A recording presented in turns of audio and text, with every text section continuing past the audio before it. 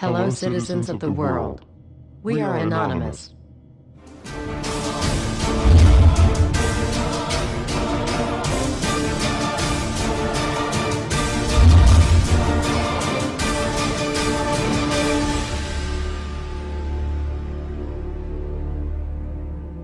Dear brothers and sisters, now is the time to open your eyes. In a stunning move that has civil libertarians stuttering with disbelief, the U.S. Senate has just passed a bill that effectively ends the Bill of Rights in America.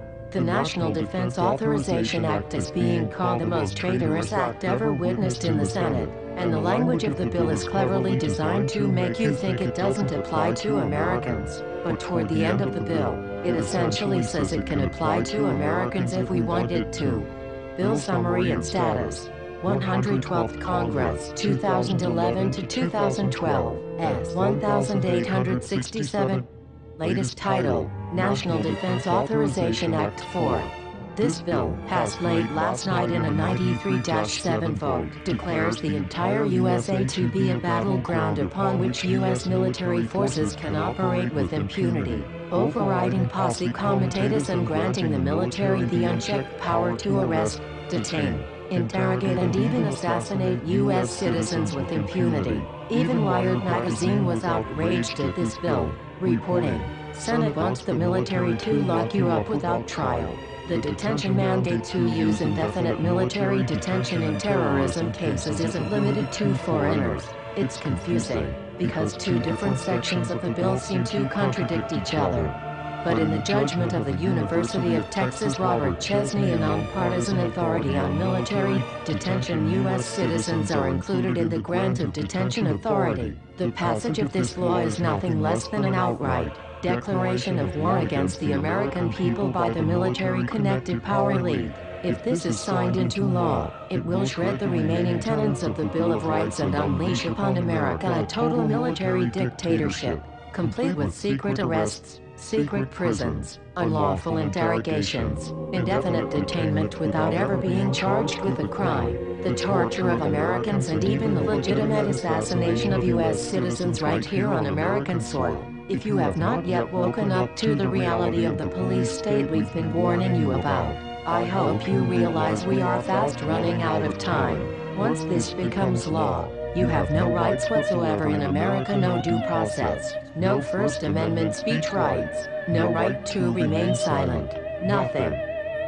The U.S. Senate does not want us to speak.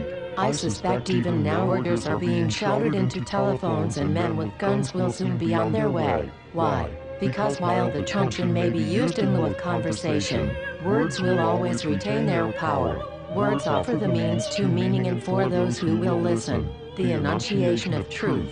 And the truth is, there is something terribly wrong with this country, isn't there? Cruelty and injustice, intolerance and oppression, and where once you had the freedom to object, to think and speak as you saw fit, you now have censors and systems of surveillance coercing your conformity and soliciting your submission. How did this happen? Who's to blame? Well, certainly there are those who are more responsible than others, and they will be held accountable. But again, truth be told, if you're looking for the guilty, you need only look into a mirror. I know why you did it. I know you were afraid. Who wouldn't be? War, terror, disease. There were a myriad of problems which conspired to corrupt your reason and rob you of your common sense. Fear got the best of you, and in your panic, you turned to the now president in command, Barack Obama. He promised you order. He promised you peace. And all he demanded in return was your silent, obedient consent. More than 400 years ago, a great citizen wished to embed the 5th of November forever in our memory. His hope was to remind the world that fairness, justice, and freedom are more than words, they are perspectives. So if you've seen nothing, if the crimes of this government remain unknown to you, then I would suggest that you allow the 5th of November to pass unmarked.